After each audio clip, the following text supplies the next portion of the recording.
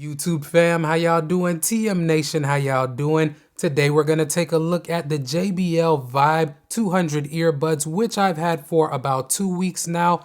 And sound quality wise, for a pair of $30 earbuds, I haven't tried better. No, these don't have some of the features that you'll get with more expensive earbuds, such as wireless charging with the case, active noise canceling, or transparency. But again, for the price, they sound good in my opinion. Starting with what you'll get inside of the box, these come with a user manual and other documentation, a USB Type-C cable to charge the case up, 2 sets of different sized ear tips, and your earbuds along with the charging case. Looking at the case, the design is plain, there isn't too much going on with it. You have your JBL branding along with the battery indicator light in the front, and the USB Type-C charging port is on the bottom. As you can see, I did pick up the black version, which costs $29.99 right now along with the white version, but there are blue and purple color options available as well. They'll just cost you 20 bucks more. Battery life wise, these will offer you up to 20 hours of total usage when you factor in the extra charges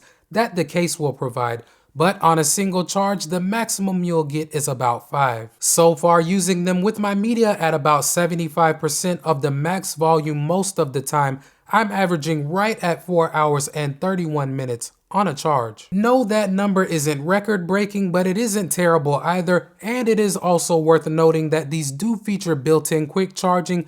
Throwing the earbuds into the case for 15 minutes will give you about an hour worth of usage. As far as the earbud design, much like the case, they are relatively plain looking, and that's completely fine in my opinion. They do have the stems coming down, but they aren't too long in my opinion. They're pretty much the perfect length for putting them in and taking them out of my ears without having to fidget around much. Now, if being discreet is your thing, these don't stick out much at all, but with the stems coming down, they are going to be noticeable from most angles. However, they feel completely fine in my ears. I have worn them for a couple of hours at a time on more than one occasion, and they never felt like an obstruction or overly heavy. I also did use them for exercise, and they did an okay job of staying in place overall. I did have an issue with them starting to slide around once the sweat started flowing, but that's kind of to be expected with this style of earbud. They don't have any ear hooks, any ear wings, or anything of that nature to keep them planted in your ears, so if you sweat a lot or you do some activity that requires a lot of movement, keep this in mind. They also do not have the strongest water resistance rating out there with only an IPX2 rating, but this will do okay against splashes of water and sweat.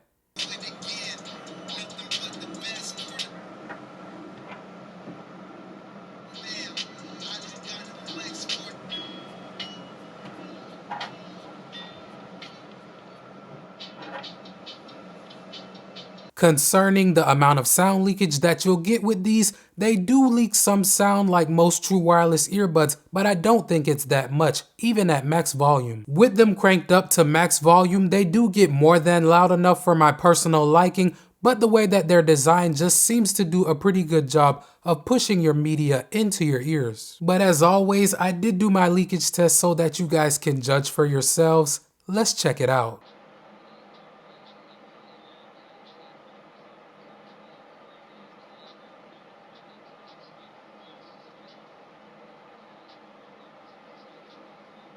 I have also paired these with both my iPhone 13 Pro and my Pixel 6 through the Amazon and YouTube Prime apps. Everything seemed to be pretty synced up. They are rocking Bluetooth 5.0, so it's not the latest and greatest, but it does get the job done and it should connect to all of your devices without an issue. They don't have a low latency gaming mode, but I was able to play Call of Duty Mobile and have a good experience while doing it. Now, there was a slight bit of latency there, but unless you're a hardcore gamer, I don't think that this will make or break your decision to pick these up. For the playback controls, they're going to be executed by touch with these. For me, they've been really responsive so far. My only issue is that you do not have volume controls. You do have the ability to track forward, track back, control your calls, and summon your voice assistant.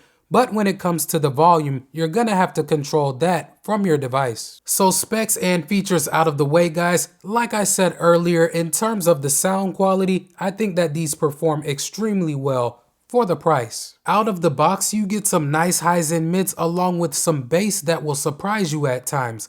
The overall sound signature, I would say, is pretty clear without being too piercing or harsh. It would have been awesome if these had a companion app that allowed you to dial them in just a little bit more, but remembering that these are budget earbuds, I think they'll impress most people out of the box. The call quality with these is also impressive in my opinion. I have made quite a few voice calls with them and everybody that I've asked so far said I sounded loud and clear on their end. But I did take a call quality sample for you guys so that you can judge for yourselves. Let's take a listen. Alright guys, so right now I have the earbuds paired to my iPhone 13 Pro. I'm using the microphones on them to provide you with this audio. I'm not going to do any type of editing to this audio, so this should give you a pretty good idea of how these will perform for voice calls. All in all, fam, I think that these are a solid pair of budget true wireless earbuds, and unless you have to have the blue or purple colors, these are a steal at 29 bucks. They offer good sound quality, okay battery life, respectable call quality, and the fit in my ears is really comfortable. The Skull Candy Sesh earbuds are one of the most popular pairs of budget earbuds out there, and up until now, those have been my go-to recommendation for most people. Now at this point, I can't say that these are built as well as the Seshes because my OG pair still work fine years later. But what I will say is that I prefer the sound that you'll get with these over what you'll get with the Seshes.